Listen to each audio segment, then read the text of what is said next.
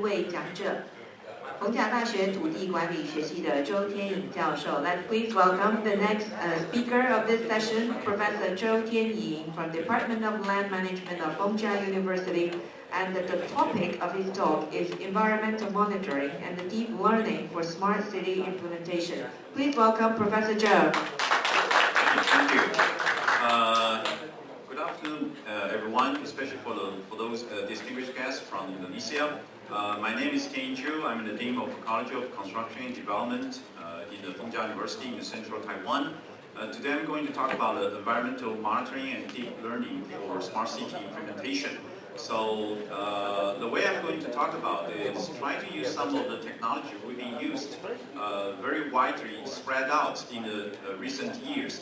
For example, like the AI technique, the big data, data cube, and mining information, and 3D GIS, AR, VR, linked data, and Internet of Things.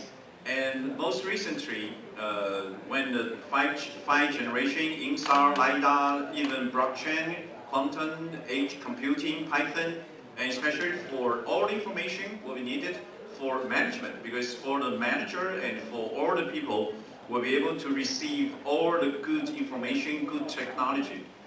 In Taiwan, there are already a lot of information available. For example, when we talk about the cyber city, when we talk about all the rural village, all the urban area, with satellite image, with aerial photo, and with UAV, just like described by the previous section, the speakers talk about using the UAV.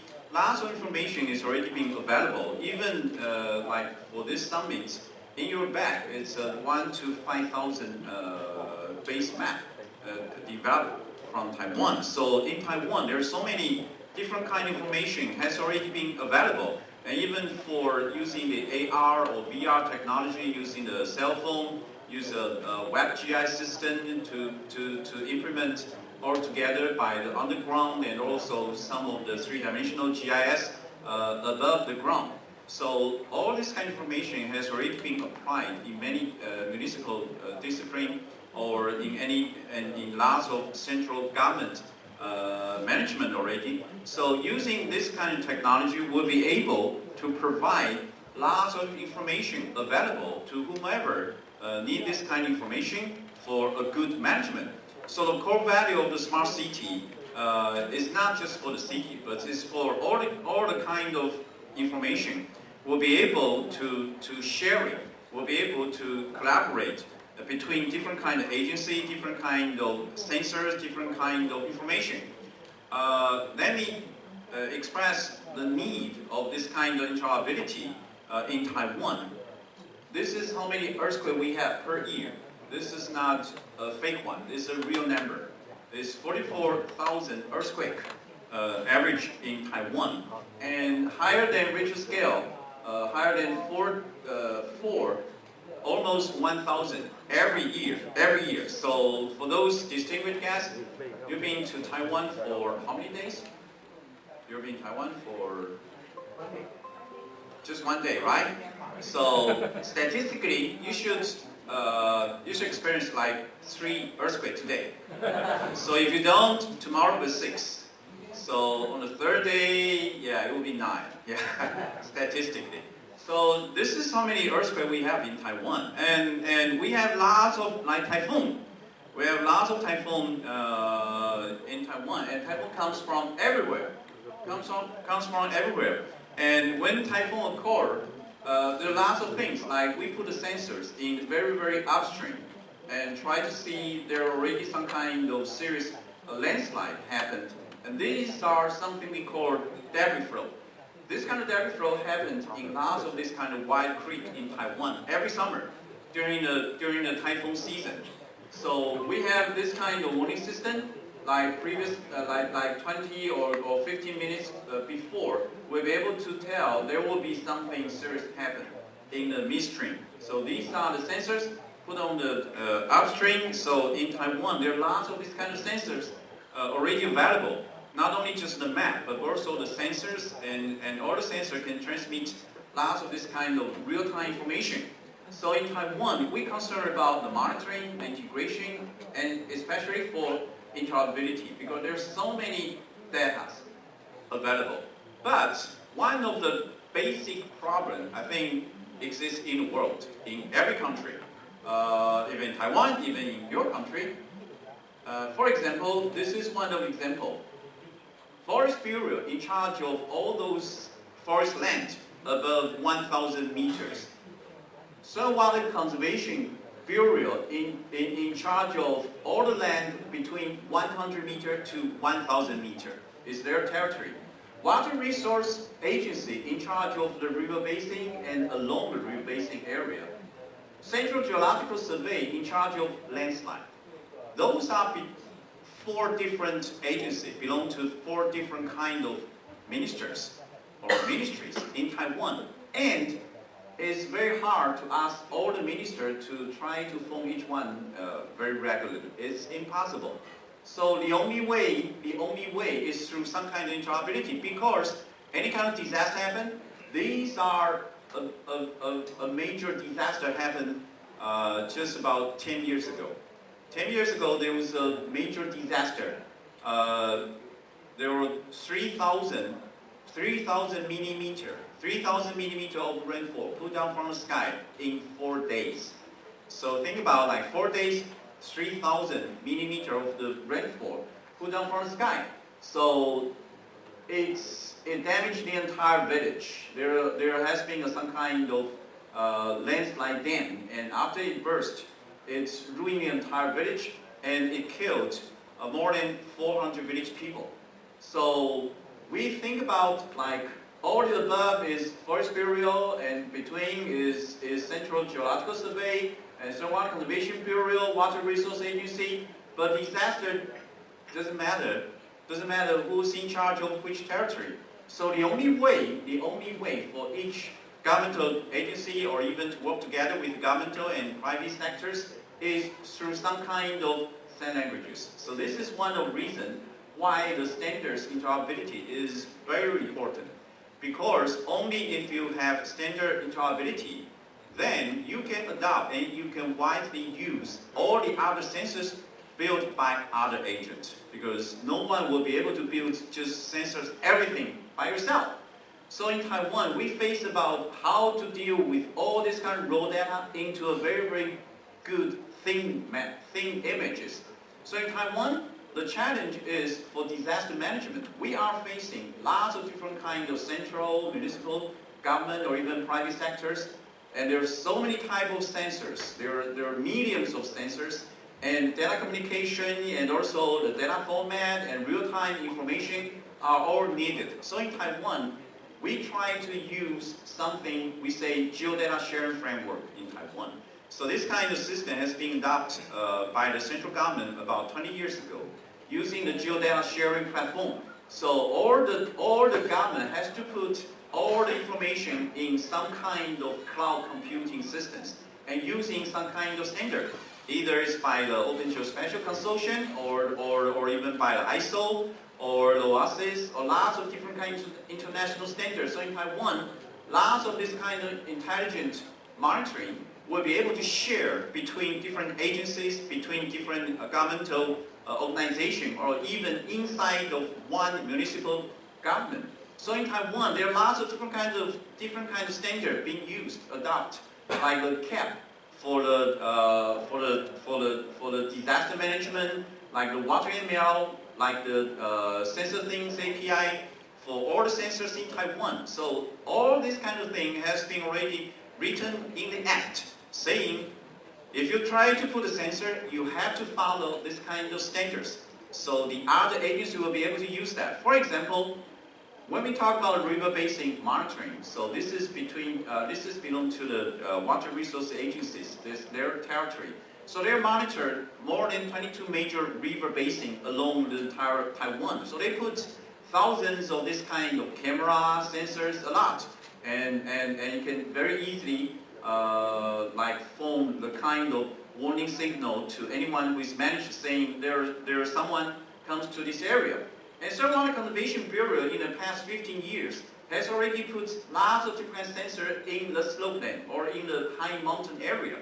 So there are more than 100 stations, and some of the station is just self-communicated back for the rainfall amount, for the real rainfall amount or some kind of portable unit you can just carry just by one person to the slope land, or some kind of permanent station. Like this kind of permanent station, there has been already 24 on-site permanent station in Taiwan for those major high-risk debris flow, high-risk potential area.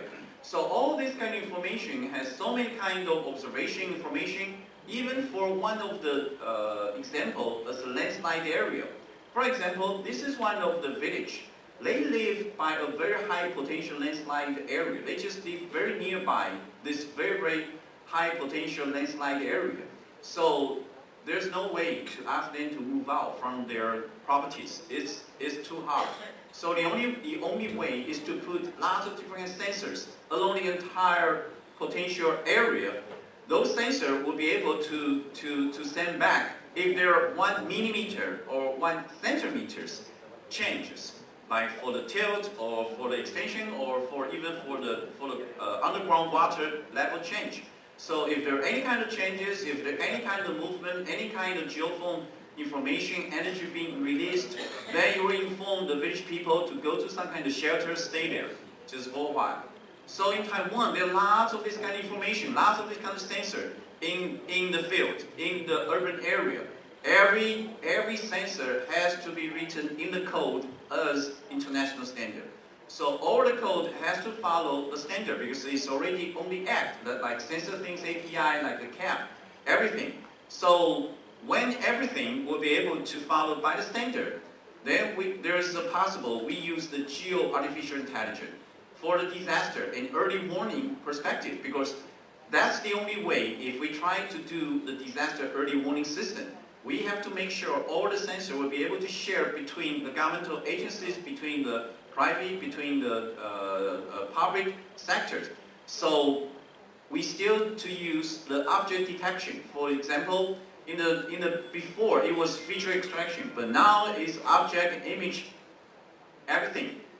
This is one of example for the deep learning, because if we're just looking at a screen, look at this kind of camera, automatically the computer find out something strange. So it will go from green light to yellow light. And also it check the other sensor, like the rainfall sensor, like water level sensor, velocity sensor.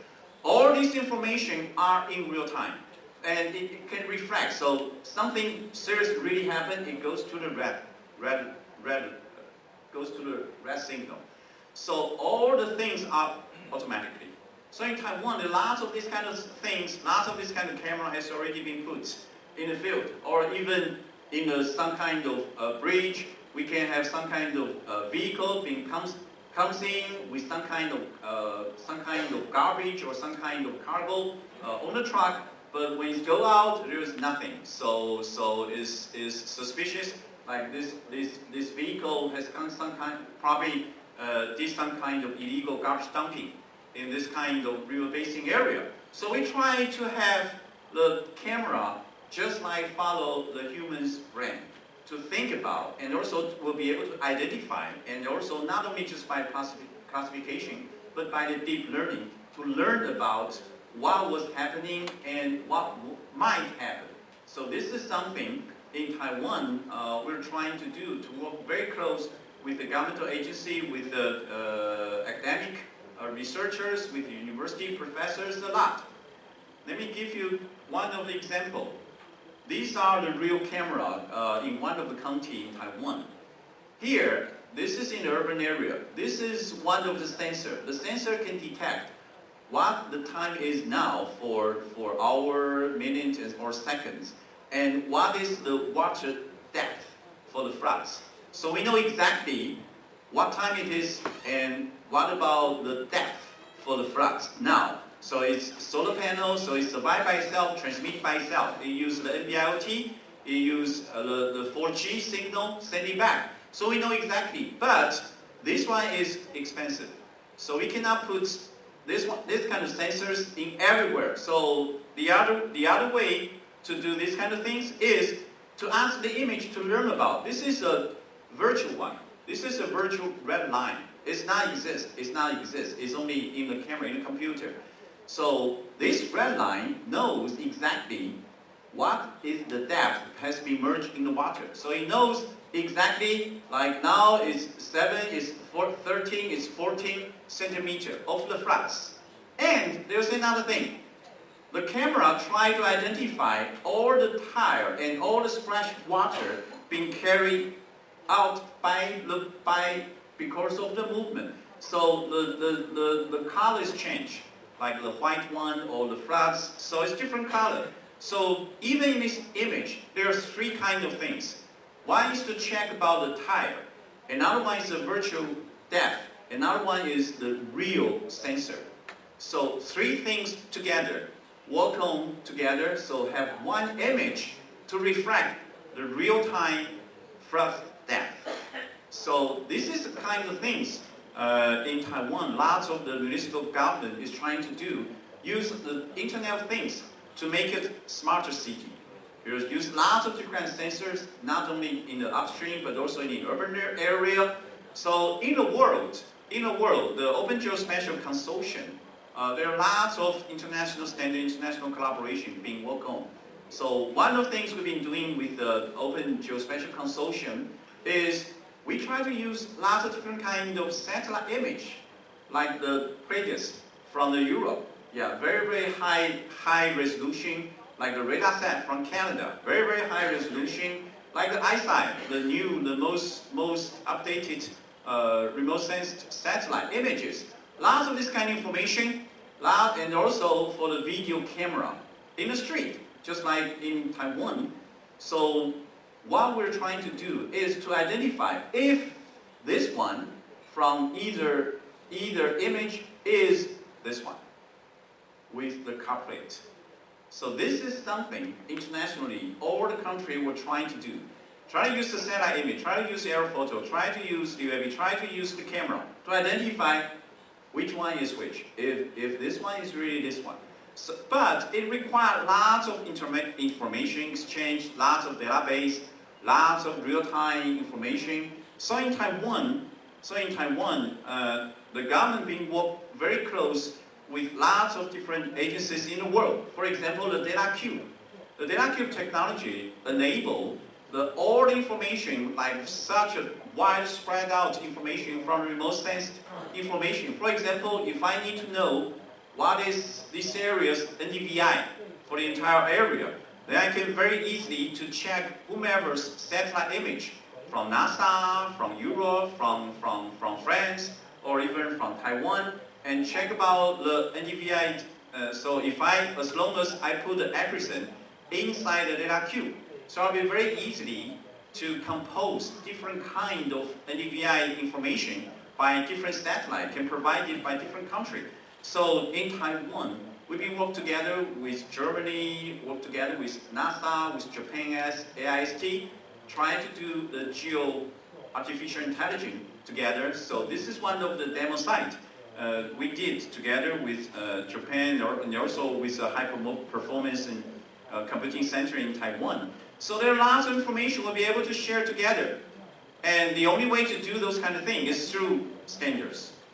So this is why the standards is so important. Because if everyone follows standard, all the researcher, you just need to put your expertise everything.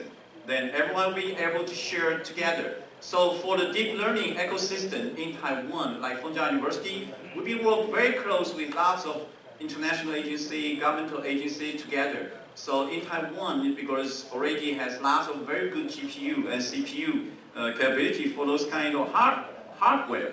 So in Taiwan, lots of intelligent municipal governments, they try to become a smarter city. Like this is one of example in Taichung City. So all the different bureau, they can work together, from the traffic bureau, from the police bureau, from the fire bureau, because each bureau, they set up their own sensors, either camera, either some other sensors, but from the municipal real-time dashboard, I can very easily identify if there are floods, if there are car accident, if there's someone get together, if there anything happen by different agencies' camera, and also by different kind of accuracy. I'll be able to classify into if nothing happened, then it's green. Just drink coffee. If something happened, it's yellow. If something already happened, it's red. It means already happened. So this kind of information has been very widely spread out in Taiwan. Lots of this kind of municipal government, they try to use this kind of very, very smart information. So it's not only the WebGIS before, but it's also work together with different bureaus, different sensors, like this kind of sensor, work together not only just by traffic or by the bureau of the water resources, but by lots of different bureaus. They can share all the information. As long as everyone, all the expertise, they can send out their expertise, their everything. So in Taiwan, we try to emphasize from the previous developments, for example, like this is the Surveyors Summit. But for the surveyor, for all the previous information, for all this kind of data, if we can make it as information, make it more intelligent, and we can have more open sharing, communication, and collaboration across industry, academy, and also government, then we can create lots of different kind of market value, and we can provide lots of different kind of services, intelligence to all the citizens. So that's what we say is a smiling curve. I think this ends my speech. Thank you. 好，非常感谢陆教授的报告。Thank you very much, Professor Zhou, for your insightful presentation. And next, let's please welcome our next speaker, Mr. Sofan Plihadi. 让我们欢迎下一位讲者是摄影测量师印尼测量师协会的 Sofan Plihadi 先生。And the topic of his talk is geospatial information. Let's please welcome Mr. Sofan Plihadi.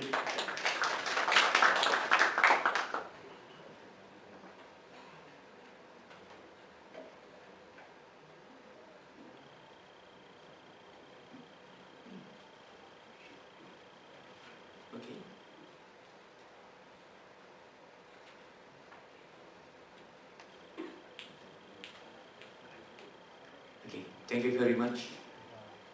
Good afternoon, everyone. It's a really great honor to me to standing here. Who am I? I am Sofan Prihadi. I am a chairman of Indonesian Associations of Survey and Mapping Enterprise for Geospatial Information. It consists of 130 companies of survey. I'm also a member of ESI, and I have company with the name is PT Karpat Nusa Geomatika.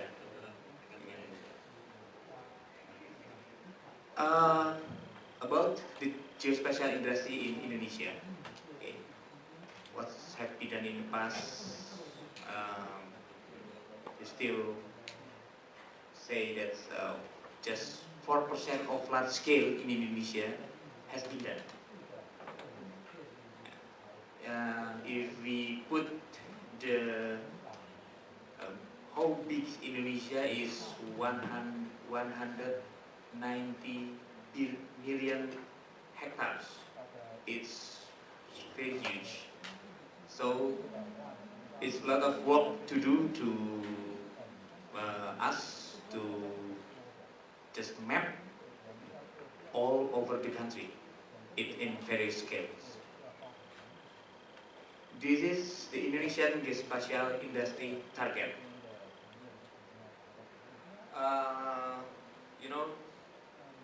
Until now, we are targeted to doing 5,000 scales covering all Indonesian area for 2 dimensionals. It has been fulfilled with satellite image, high resolution satellite image. So we have the new target that we have an availability of geospatial data information offset with the resolution of 5,000 covering all Indonesian area with 3D.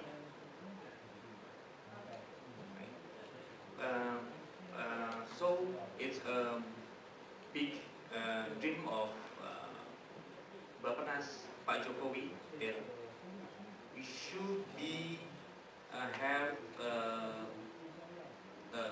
accelerate and improve our technology and everything to fulfill this.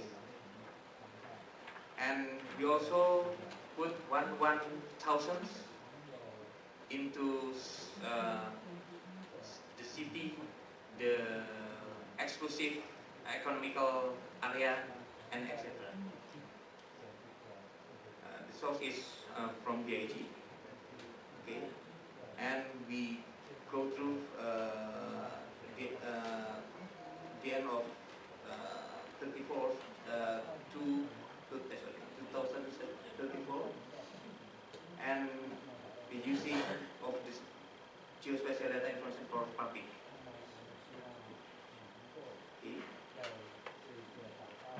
We also have the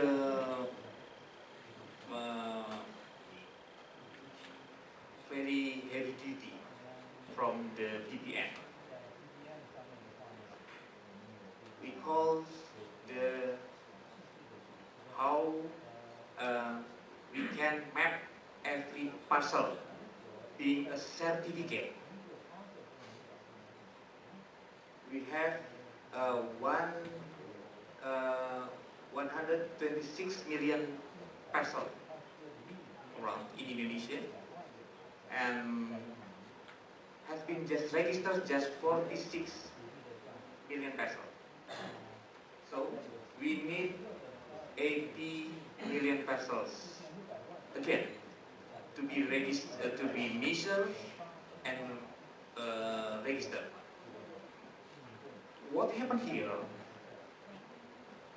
Before it's like a flat here to be measured. I'm asking to the ministry about 8 years ago how long we can measure and register all the parcels.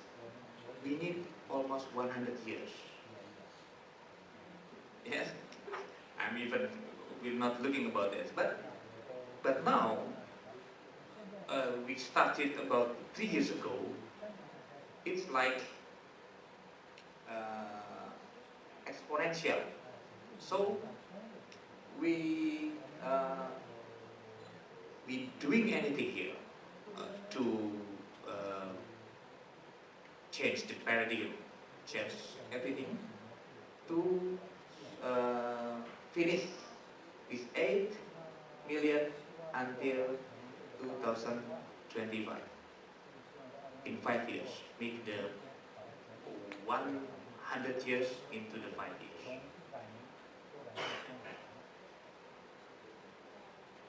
Okay. The Indonesian government, of course, want to good, fast and cheap. It's impossible actually, but they want that. So the Indonesia, as the industry, the challenges is trying to serve good, fast and affordable technology and everything to be fulfill this target. That's why when the Taiwan say that there is an area with multiple sensors, in Indonesia still there is an area with no sensor at all. Because the huge of area. That's why for 136 companies in my association, more than 80% in the upstream industry for mapping, for 3D modeling, not yet into the DIM and everything. It's still just 10% of our industry that have in downstream industry. Okay.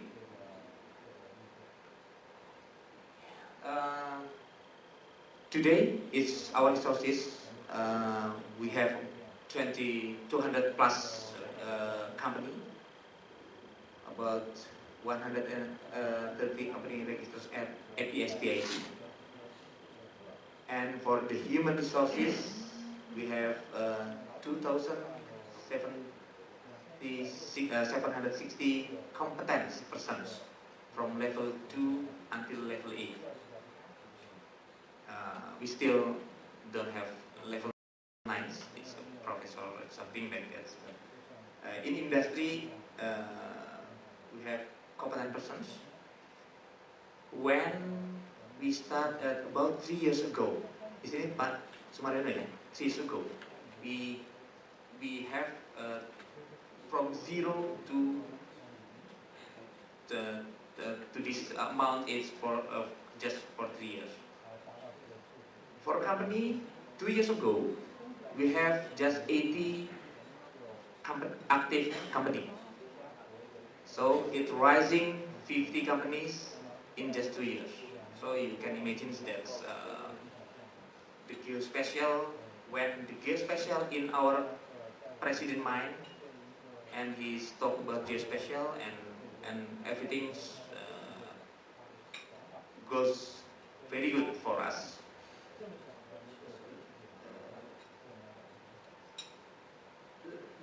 For the cadastral, we have almost 2,000 licensed cadastral surveyor and 7,000,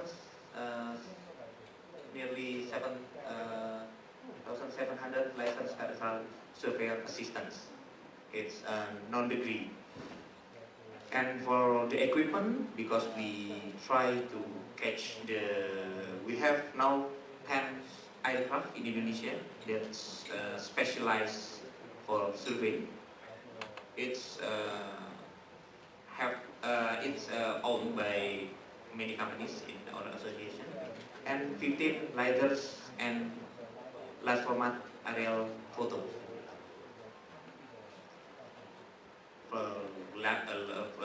From Regal, Leica, from OPEC system. Because I'm the photogrammetrist, this is my sample.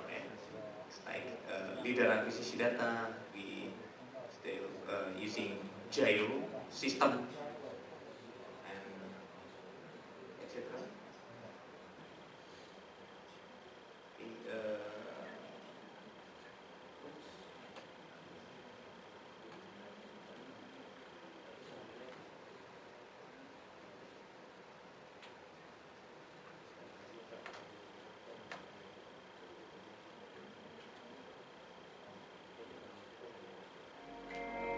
Okay, so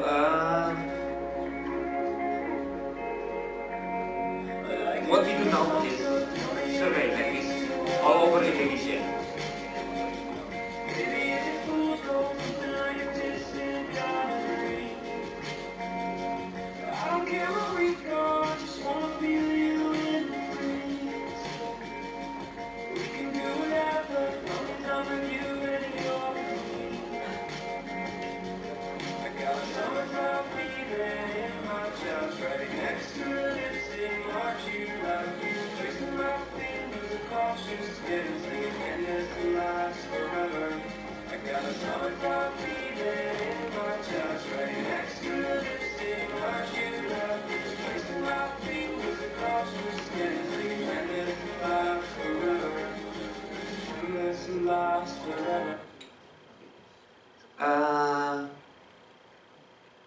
This is the laser data. We have counting about how many hectares has been taken by all the company in our associations. It's around 20 million hectares. Still, we have got a lot to do for 190 million hectares. Yeah. Okay. Yeah.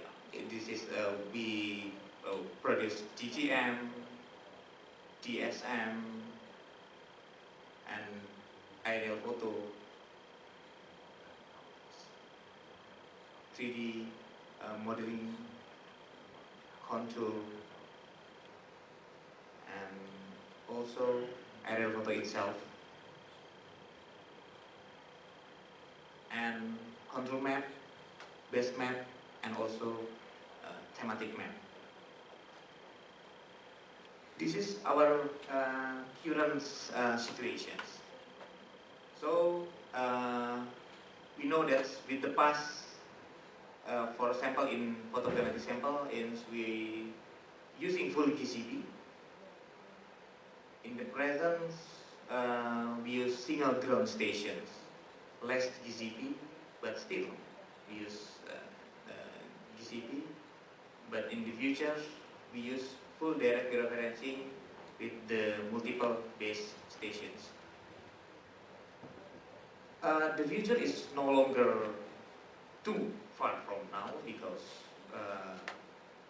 we greatly improved from years and years.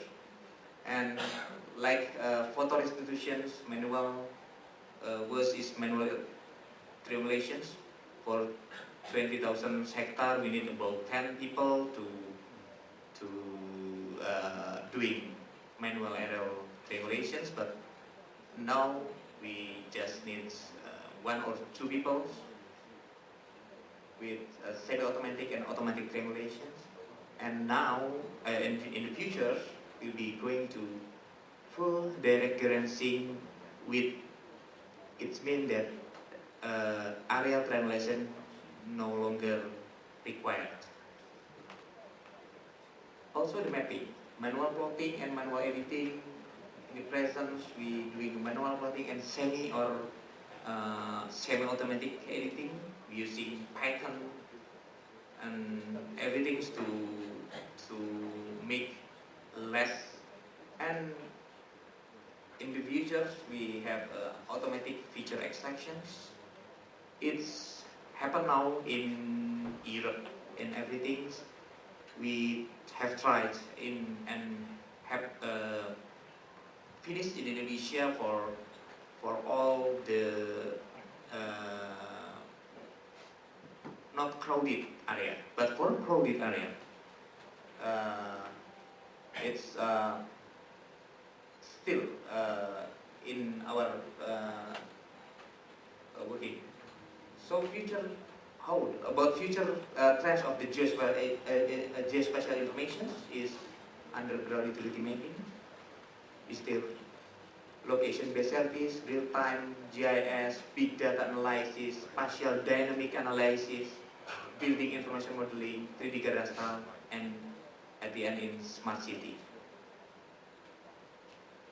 Okay, so we must change paradigm, improve human resource capacity, and profession strengthen, adopt and improve the technology. That's why we here see you all to change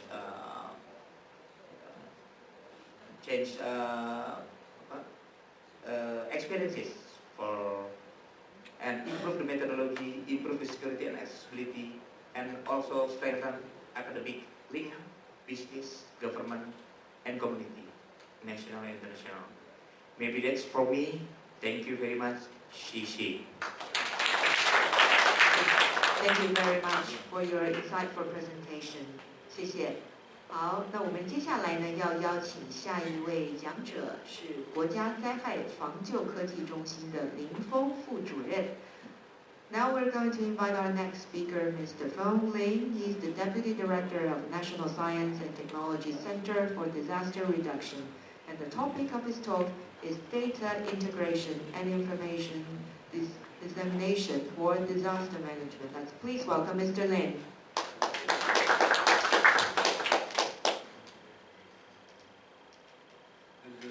Good afternoon, ladies and gentlemen. Today, I would like to present the topic, data integration and information dissemination for disaster management. I'm Feng Ling. I'm from the National Science and Technology Center for Disaster Reduction, abbreviated as NCDR. So as we may know, we are facing all over the world, we are facing the common issues.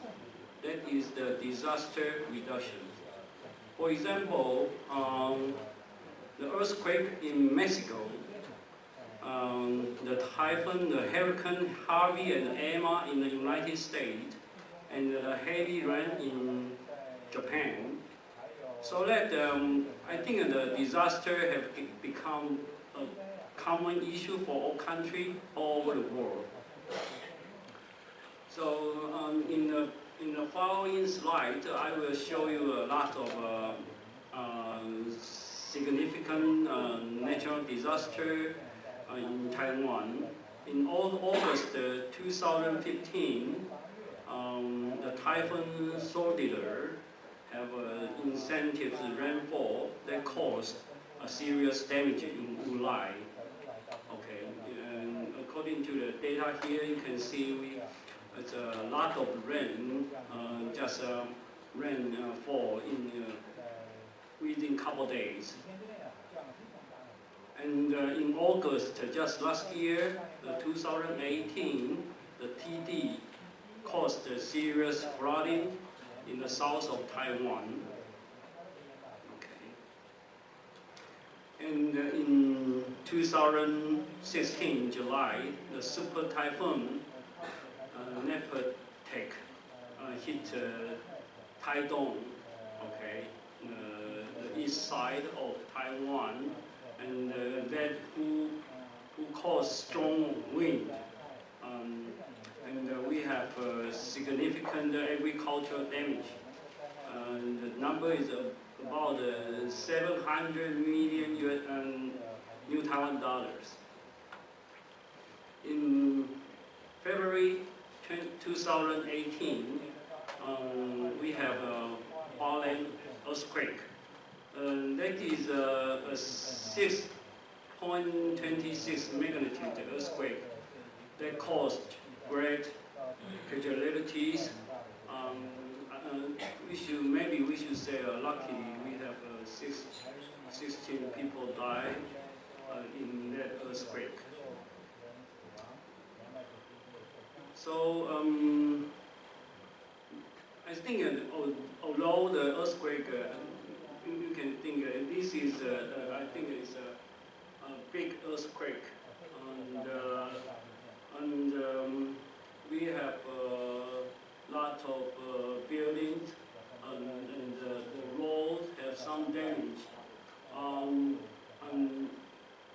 Okay, so but maybe we should say that luckily we Taiwan just 16 people died in the big earthquake. Okay. So in 2016, not only the earthquake and the typhoon and the rain, in 2016 we have extreme heat wave. Okay. During the summer we have a total 74 days. We have the temperature, the weather temperature higher than 35 degrees in Taipei. Also in 2016, we have extreme cold event in Taipei. Okay, so since I was born, I never met snow in Taipei city. Okay, but in 2016, the snow fall in Taipei city, unbelievable. And so that we have several natural disasters in Taiwan, and also we need to face the risk every year: earthquake, landslide, drought, the typhoon, flood, and debris flow. So that how NCDR, our center, NCDR applies science and technology for disaster risk reduction and management. The NCDR was built up since 2003, And we propose a topic to the MOST, Ministry of Science and Technology in Taiwan. And MOST supervise and provide operation fund to NCDR. The NCDR have 100, I should say, more than 100 field time stay. From the natural science, social science, engineering, emergency management, and business management. We provide major service including science and technology transfer, science and technology innovation, it's a knowledge base and database, and international cooperation. The major product provided by NCDR include the applied and interdisciplinary research, policy of disaster risk reduction for central and local government, and the information integration, emergency operation, okay, and the identification of urgent needs and the long-term demand. And we also integrate of potential risk map, okay. So the partner and the key stakeholder include public sector, central government, local government, private sector, university, research institute, NGO, NPO, and communities. And the international outreach include the institute and the research center, research institute from Japan, United States, Thailand, and so on. So the primary mission of NCDR consists of three major parts. The first part is the daily operation. In the daily operation, the NCDR conduct mission-oriented research activity for enhancing capacity and the capability related to issue of natural disaster.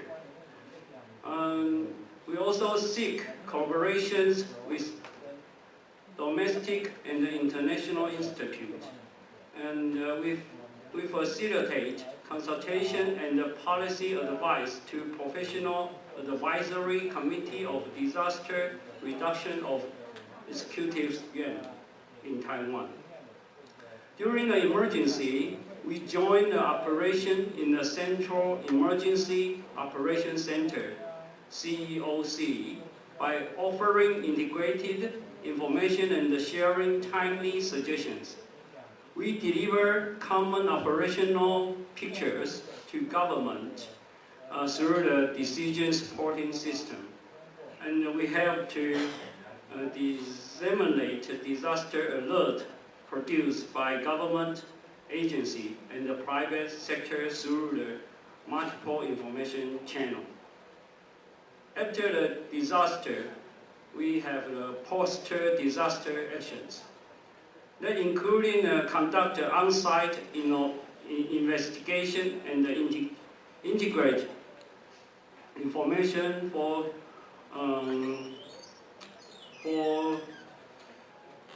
assessment and advice. We annually update the hazard map for public awareness in cooperation with the government sectors. We monitor outcome of long-term post-disaster recovery by the field surveys. Here is our position in Central Emergency Operations Center, CEOC. When disaster occurs, the CEOC will be activated. The CEOC has 4 groups of the staff, including the information, the operation, and the administration. Each group has different functions to handle various tasks. The NCDR is responsible for holding a decision supporting meeting. That meeting will result in a recommended decision for commanders. Okay. The slides show the CEOC process, which consists of 4 phases, including the agency, the observing disaster information. The second phase is the decision supporting meeting. And the third phase is the work report meeting. And final, we have the press conference after the decision supporting meeting and after the work reporting meeting.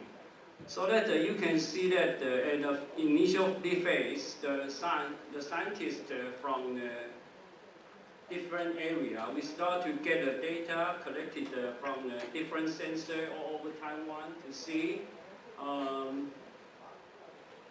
to analyze the disaster situation. Okay. Then we have at least 3 times per day for the decision supporting meeting.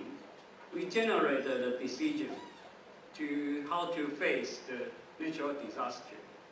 And then we have a work report meeting.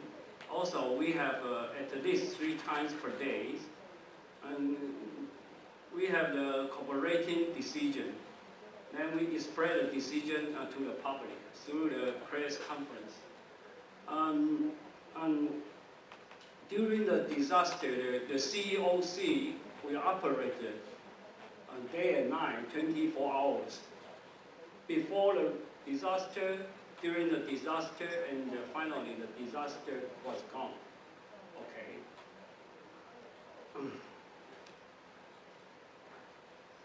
Okay, so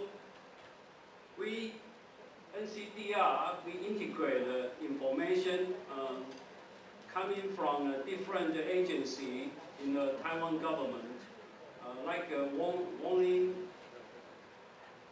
of hydro hazard and warning of geohazard. Okay, we integrate the early warning information and we come out with disaster risk analysis and disaster information sharing. Okay. So the NCDR collect the different information, including the weather, the flow, and the geo information. We put it together and come out the value-added information. So the first, we integrate the data. Will be integrated, put into the database, and we put more information like who, what, when, where, and how into the map. Then the integrated information will be provided to the decision-making system. Then we can take the action, okay, and the situation assessment system. Okay, here is an example. For example, if we have the possible prediction of a typhoon to then have landfall based on a regional forecast. Okay, this is the path. We predict the typhoon will go through this path, and we start to analyze if the typhoon go this way. Then we have a highest possibility to hit this county, and this is the second highest possibility to hit this county. Then after we have detailed analysis about this possibility, we may suggest the government to ask the people in the county to move to the safe area. Okay. So we also have a very powerful information system to display all the information. The information will be put together, and we can detail check any possibility that will be caused by the disaster. Okay. So that I think I will conclude my work here, my talk here. So thank you. Thank you, Mr. Lin, for your insightful talk. Thank you. 好，那接下来的话呢，我们来邀请这个场次的最后一位讲者。Now let's please welcome the next speaker, Mr. Nanan Hengki Suharto, and he is the hydrographic surveyor from ISI. And the topic of his talk is hydrographic survey, a strategic role in offshore mining, oil and gas exploration, infrastructure development, as well as search and rescue mission, hydrographic strategic planning. Ladies and gentlemen, please welcome Mr. Nanan Hengki Suharto. Thank you very much. Good afternoon, ladies and gentlemen. Thank you also for the energy to stay until the last presentation of mine. And today, thank you very much for the opportunity for us to present. Especially my part is hydrographic survey. So talking about the hydrographic survey is very interesting for Indonesia especially. As we know that Indonesia is the biggest country to have 2/3 of the area containing the ocean. So apart from that, we also have such a very various geological phenomena in Indonesia. You can find tectonic, you can find volcanic, anything. So the challenge for the hydrographic survey is to make a more precise, more accurate, high-resolution data to be provided, to be served. In my topic, the hydrographic survey is taking a strategic role in offshore mining, oil and gas, as well as the mission of search and rescue. Today I also represent Indonesian Hydrographic Society. It's the community of the hydrographer in Indonesia. We are also part of the Indonesia Surveyor Association. The scope of the hydrographic survey we have can be divided into two scopes, which is the coastal hydrographic and offshore. The coastal is mostly we do for the development of the infrastructure, such as the seaport, land reclaim for the residential and others, and also for the conservation as well as the safety navigation. The second, the offshore hydrography is more concerned in the natural resources exploration. To be honest, in Indonesia, deep water survey mostly been done by oil and gas industry. This is a general description of the offshore hydrographic survey. We use a vessel mostly, or shallow boat for the nearshore part. Mostly the sensor we have, of course, the navigation system. The navigation system on the surface and also the underwater. The underwater positioning system we install especially on the side-scan sonar and also the sub-bottom profiling.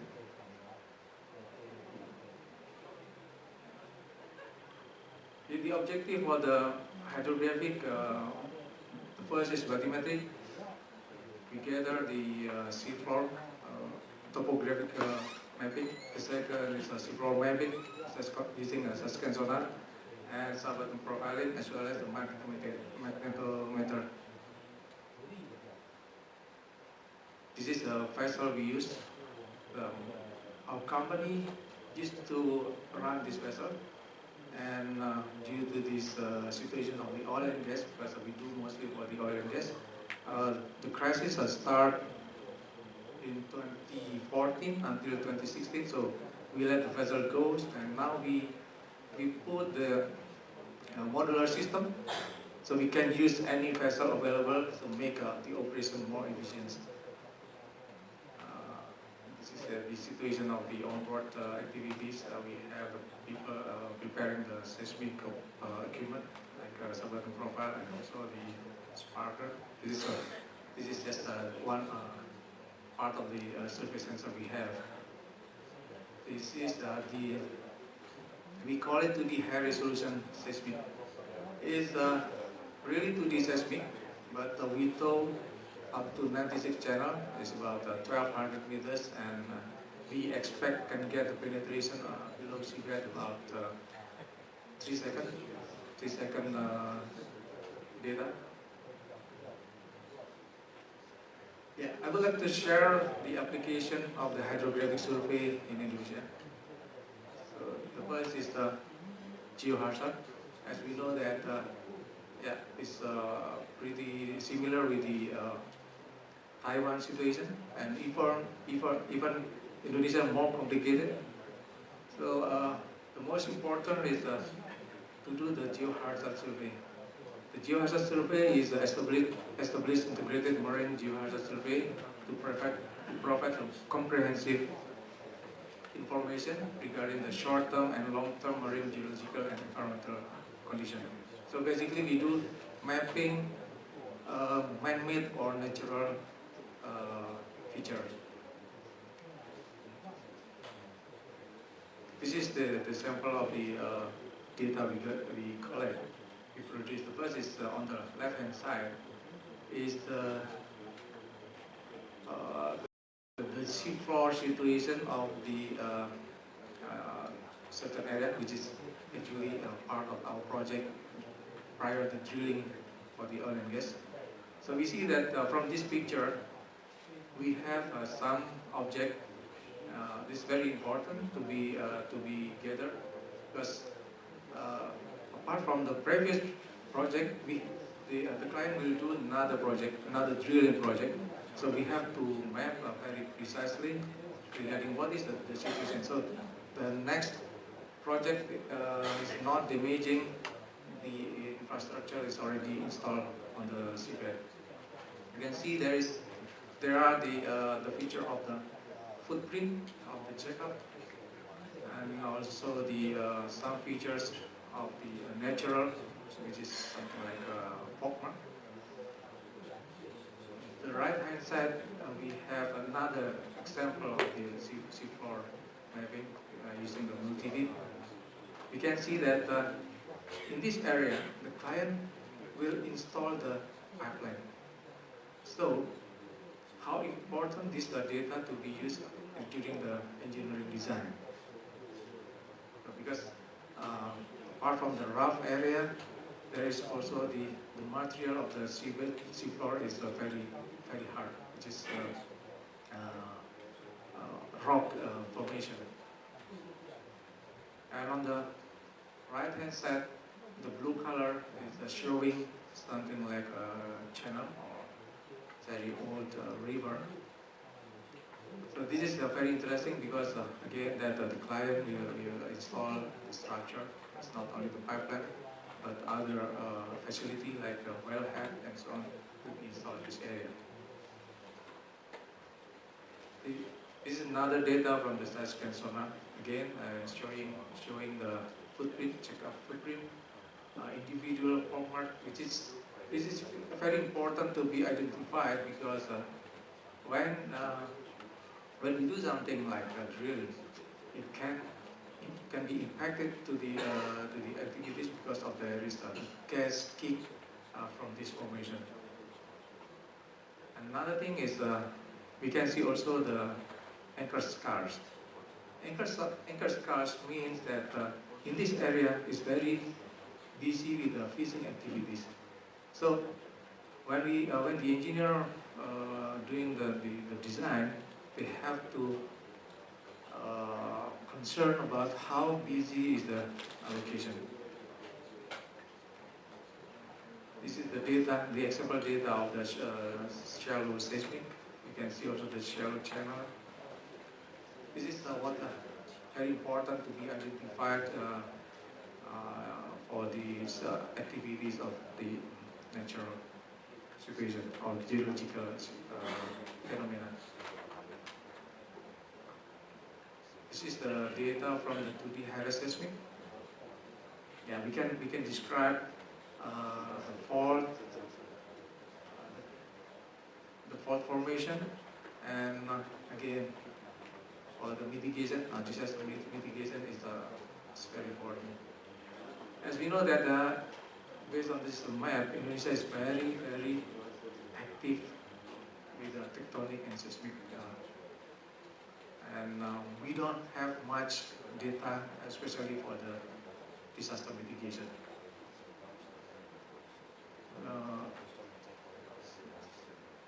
The second application is for the infrastructure development or construction. The first is the pipeline and telecommunication submarine cable. Indonesia during the last 5 years is very busy to deploy to install the new backbone connecting one island to the next island.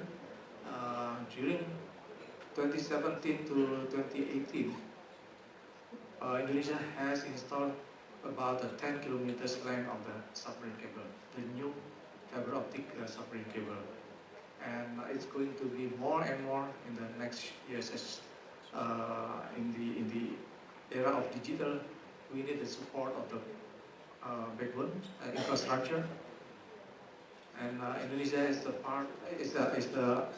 archipelago's country, so we need to install more and more backbone.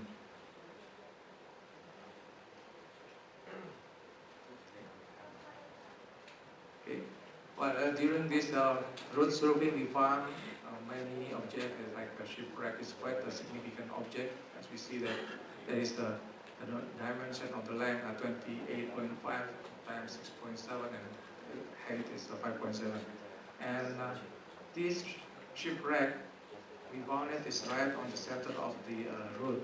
So that's why how important of the survey prior to installation is to avoiding any hazard. This is Sabat profile we collect. Well, as I said that Indonesia is very busy in the previous and coming years, especially for Taiwan-Indonesia itself. They have the asset of the submarine cable is more than 100,000 kilometers length total. So it means that more than 3 times of the sheet of the Earth. And it's not only, our task is not only to do the pre-route survey, but once the cable is already installed, we have to do also the maintenance or as-built survey to identify how is the situation of the cable. Like, is there any problem with tectonic movement? And indeed, during 2018, Taiwan-Indonesia statistically have a problem about 22 cable cuts per year, statistically. So means one cable cut, they spend about 50 billion rupiah, is about $5 million to repair one cable cut. So let's say time 20 or 22 is more than 100 million US dollars per year only to restore the cable. The next is infrastructure, like seaport development and also the dredging or the maintenance. Nowadays, in the oil and gas industry, there is a quite serious topic in the discussion in order to find a new discovery. So what we call is a micro-seepage survey. Micro-seepage survey is basically to identify indication of the hydrocarbon on the seafloor. Means that we have to do mapping with a high resolution and also accurate, very accurate. Then once we found something interesting like a fault mark or other geological structure, then we take the sample on that particular location, and finally we send the sample, which is only this size, to the laboratorium and to see whether there is a possibility of the hydrocarbon or not. So this is very important in this new era of the exploration industry, that prior the client doing the massive effort like 3D seismic, 2D seismic, or the drilling, they want to know the first probability whether there is or there is not prospect of the hydrocarbon. So this is I mean, the front line of this survey is the hydrography. We can see also in these pictures that from the multi-beam survey we found something like hole of crater, and combined with the seismic data, we can see there is the gas, and on the surface you can see also the bubble. So it's very correlated between the multi-beam data, seismic data, and also physically.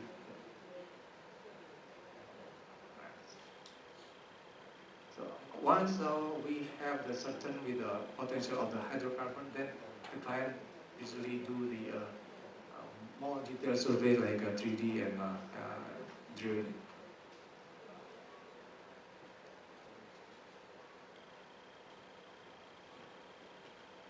Okay, this is the potential of the oil and gas industry in Indonesia. Last week there is a big event, Indonesian Petroleum Association exhibition and conference. Our Minister of Energy and Natural Resources mentioned 2.5 billion US dollars potential prospect for exploration in next 10 years. So 2.5 billion US dollars. Because Indonesia now, we need a new discovery. We have the grand vision called Giant Discovery from our president. So there are new regulation has been launched to make the industry more growing. The last is the hydrographic survey taking a very great mission by in a search and rescue. The first is in end of December 2014, early 2015. We are together in this survey associate survey community, EC, and other companies has taken the great mission to find the missing Air Asia. It's very simple actually and very effective. By deploying the scan sonar and multi-beam, we can find the anomaly on the left and center middle side. That's from multi-beam and side scan. On the right hand side, we make sure that the object we found is the wreckage. So yeah, finally we supported Indonesian government to find the wreckage as well as recovering the body from underneath, from the seabed. The second great mission is to find the sinking ferry in Toba Lake, North Sumatra. There were more or less 200 passengers missing. And surprisingly that during the survey, we found that Lake Toba has 450 meters water depth. And you can see on the small dots in the middle of the circle, that is the anomaly we found from the multi-beam data. Then we dived the ROV, small ROV, to take the evidence that we found the dead bodies and as well as the wreckage still underneath. Because of the limitation of the infrastructure in Toba and also the difficulties to bring, because we need a vessel. But Lake Toba is, even though the 450 meters water depth, but there are no suitable vessel to be used for the survey and also to recover the body or the vessel. And the last year, again and again, we contribute to the nation to find the missing Lion Air just offshore of Jakarta. So started by scan sonar. It's very simple survey. From the lost contact we found, we received from the government, and we do the square on the box survey, and we found some debris, and you can see that it's very dark, means that the high reflectivity from the target on the seabed. Then finally we found the wreckage using the ROV.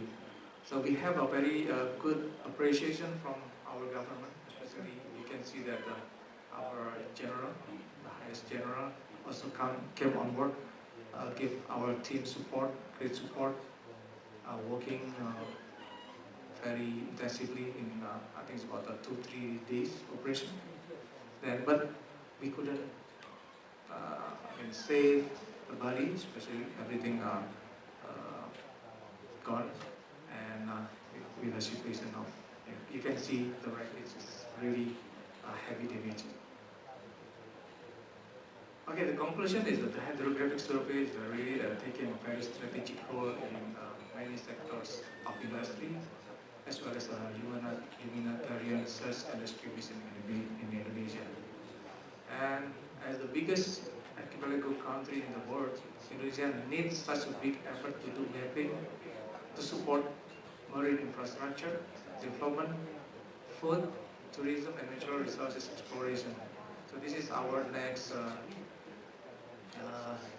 generation to be prepared from now. And also, our homework is to do the survey to provide the primary data for the disaster mitigation. I hope that we can again collaborate between Indonesia and Taiwan in many sectors, especially in technologies, cooperation. We have such a great opportunity in Indonesia. So really see you very soon to continue the collaboration. Thank you very much. Thank you. Thank you, Mr. And we're going to have Q&A session. So can we have our staff put 2 more chairs on the stage, because we have 4 speakers in this session, and very soon we're going to invite them onto the stage, and we're going to take a few questions due to the interest of time. So if you have any questions, make sure that you seize the opportunity. Okay, please be seated, and then now may I please also invite Professor Zhou and also Mr. Sofan Plihati and Professor Lin also onto the stage to join Mr. Suharto.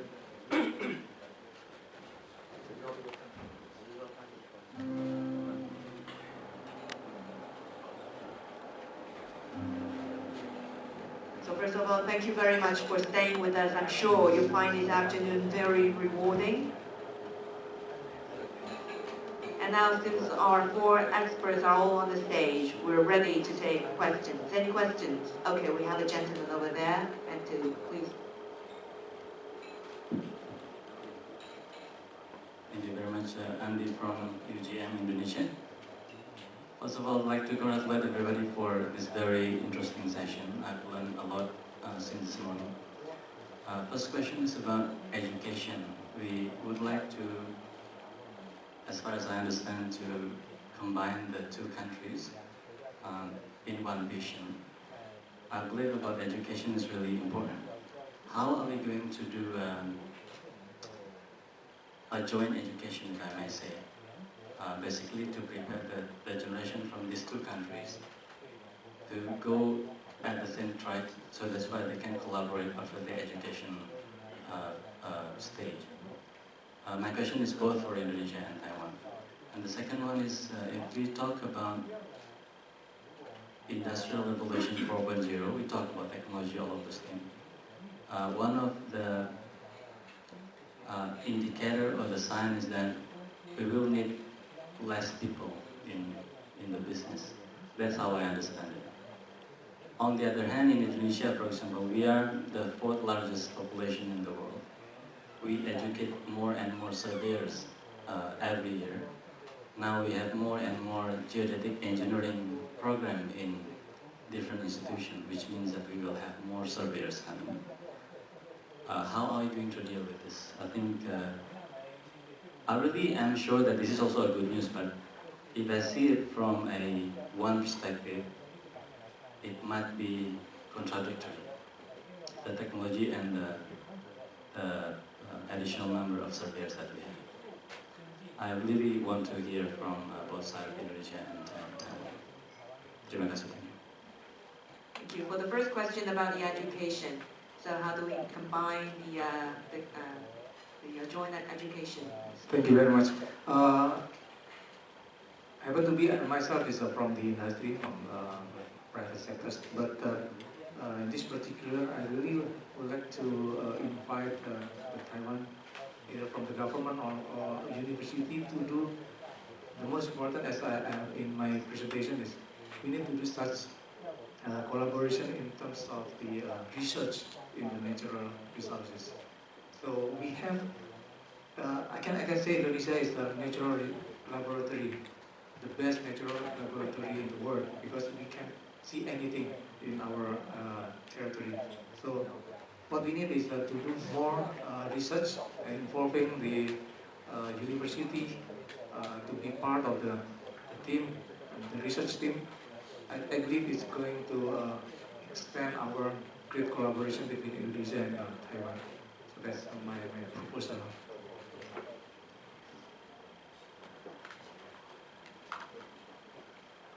Okay, I think there are several very, very good news. One thing is the government from Taiwan is very focused on the new southbound collaboration. So there are lots of different kinds of supporting funds available.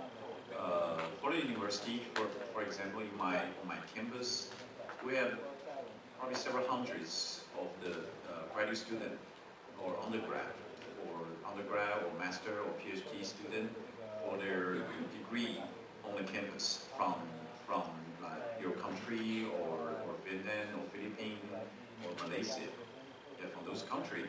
And we quite welcome for any kind of applicants to apply for study as undergrad or master or PhD, because one thing is we are facing the lack of the students, because we have a very, very downgrowth of our growth rate.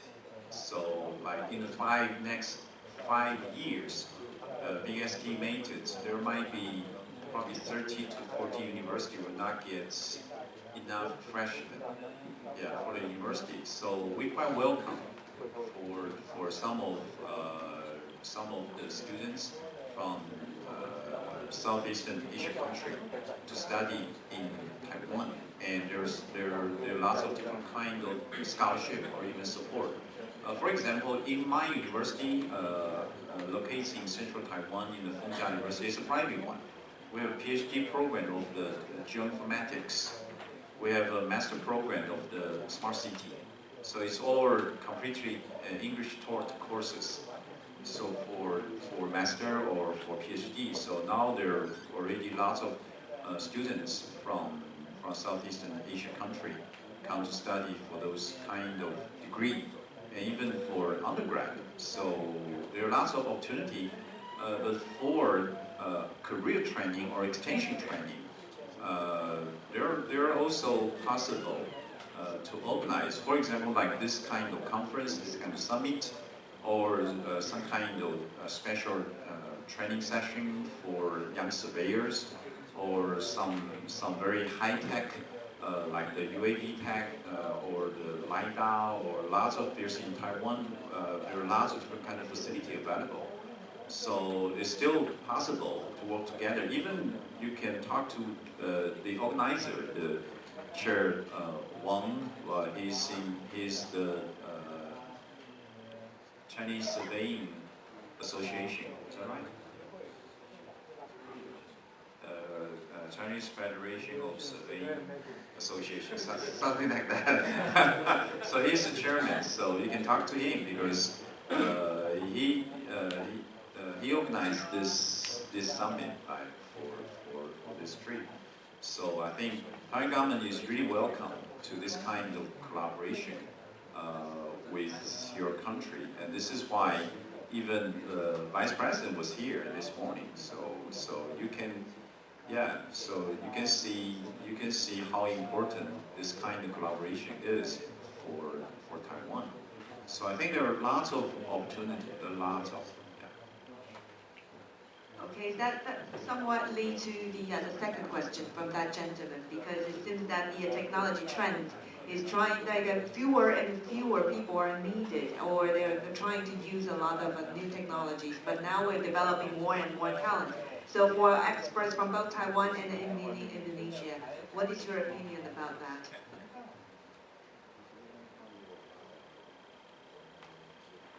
Okay, thank you very much for the patience. It's about 3 months ago, I invited by ITERAS and BKM to do one sessions about the industry 4.0, and the one that analyzed that can be changed is a cadastral surveyor. So we don't worry about cadastral surveyor because it's meet people. It's protected the regulation and everything. So it can be changed by robots or something like that. Technology can be improved for mapping. But yes, of course, when mapping need less people, like error translation and everything. But don't forget that we just map our country. It's still far from now. It's still 2024. We don't even touch about PIM, even touch about utility surveying and everything. That's why collaboration about for industry, academic, government, this must be linked. Yeah, so the curriculum must be suitable with what industry wants, what the government wants, and everything. That's don't worry. Thank you very much. And maybe our expert from Taiwan would like to add on about this topic? No? Okay. So we'll open the floor for another question because of the interest of time. Maybe one more question. Anyone? Any Yes. questions from the floor? Thank you. Thank you. It's interesting your presentation about the disaster management in Taiwan. 3 years ago, I hear that disaster management in Taiwan very good, almost 100%. So I want to know the case of collaboration. You said collaboration, the university, government, and the association or maybe industry. How the professional or university influence the government to make a regulation or something to make this implemented and executed in the field. I think that. Thank you. So maybe Professor Joe, Professor Lee? Okay, I have to say for disaster management in Taiwan, the reason for that is we are very constantly facing the kind of compound disaster in the world. We are one of the number 5, I think, 5th most compound disaster happens in one of the country in the world. So we used to face lots of compound disaster a lot, and lots of things we learn by lessons. Which means like 20 years ago, there's a big earthquake, 7.3 hit Taiwan, and 10 years ago, there's a huge rainfall amount, 3,000 millimeters, hit the south of Taiwan. Both create a lot of damages, disaster, lots of things. So we learn by that. So in Taiwan, there are two very important acts. One is called Disaster Management Act. Another one is called Open Data Act. Open Data Act require, if it's related to the disaster or something else, as long as it's not violate with national defense or personal privacy, you have to open data. You have to.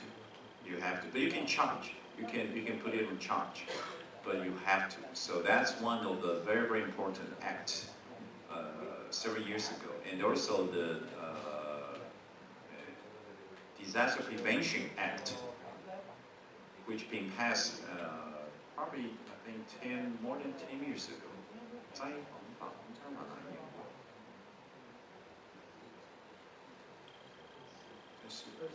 I think it's more than it's more than 10 or 15 years ago.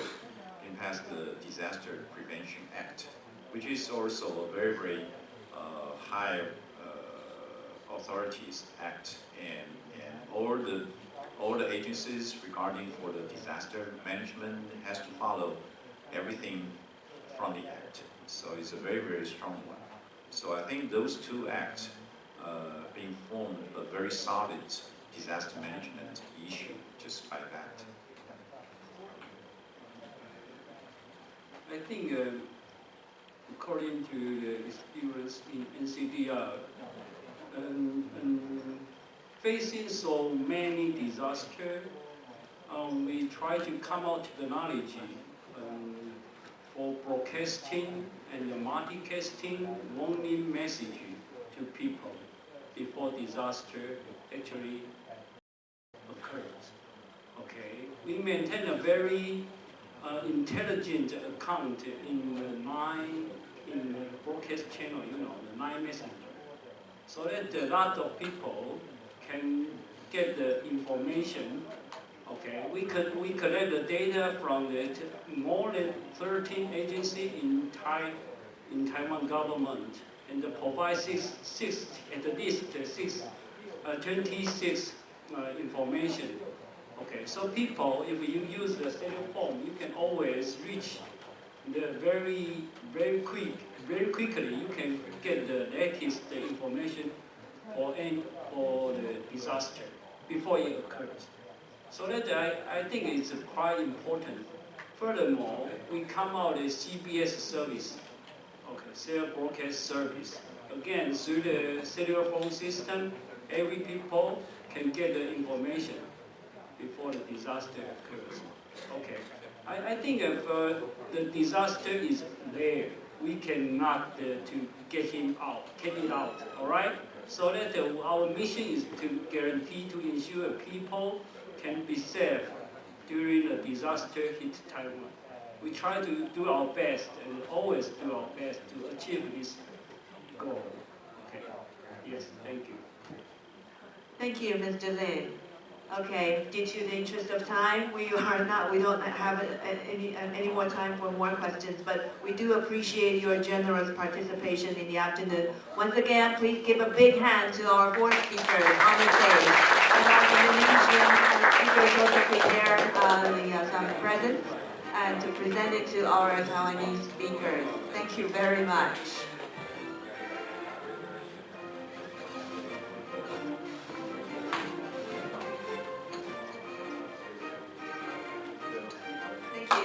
So can we, the 4 speakers, look at the cameras in front of you, and together we take a photo together.